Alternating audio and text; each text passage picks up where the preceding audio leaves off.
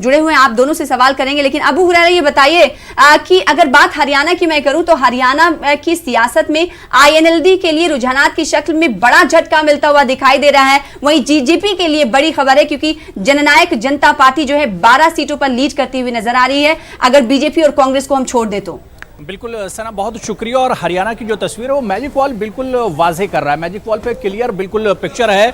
और magic wall जो इस वक्त बता रहा है वो सबसे अहम सना यहाँ पर ये हो जाता है कि अगर हम बात करें 2019 की और 2014 की अगर हम बात करें तो पहले 2019 के आज के जो रुझान है उनकी अगर हम बात करते हैं तो बीजेपी 40 सीटों पर बढ़त बनाए हुए है।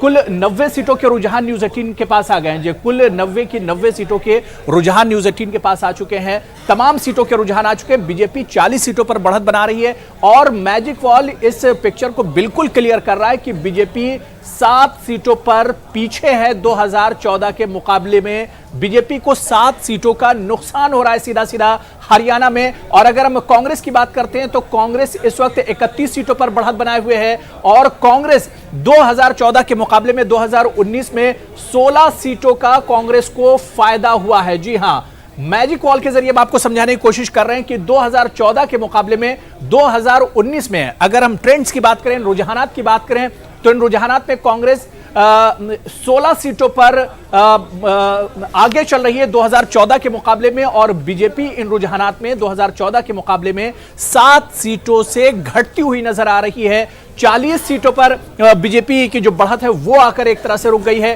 कांग्रेस 31 सीटों पर बढ़त बनाए हुए है और 16 सीटों का कांग्रेस को फायदा हो रहा है 2019 में। अगर यही रुझान नतीजों में बदलते हैं तो तस्वीर हरियाणा की कहीं ना कहीं बहुत दिलचस्प हो गई है। और खासतौर से सना, जैसा कि आप बता रही थी, जेजेपी के लिए जेजेपी ने पहली बार हरियाणा की सियासत में एंट्री की है। 11 सीटों पर इस वक्त बढ़त बनाए हुए, मतलब जो कुछ उसके खाते में आएगा, उसकी झोली में आएगा, वो एक तरह से जेजेपी का फायदा ही होगा। इसके अलावा अगर हम बात करें आईएनएलडी को 2014 के मुकाबले में हरियाणा में सबसे बड़ा झटका लग रहा है। आईएनएलडी 18 सीटों पर पीछे है 2014 के मुकाबले में, क्योंकि ये 18 सीटें 2014 में 20 सीटें जीत कर आई थी इंडियन नेशनल लोकदल, जो कि इस बार 2 सीटों पर बढ़त बनाए हुए है।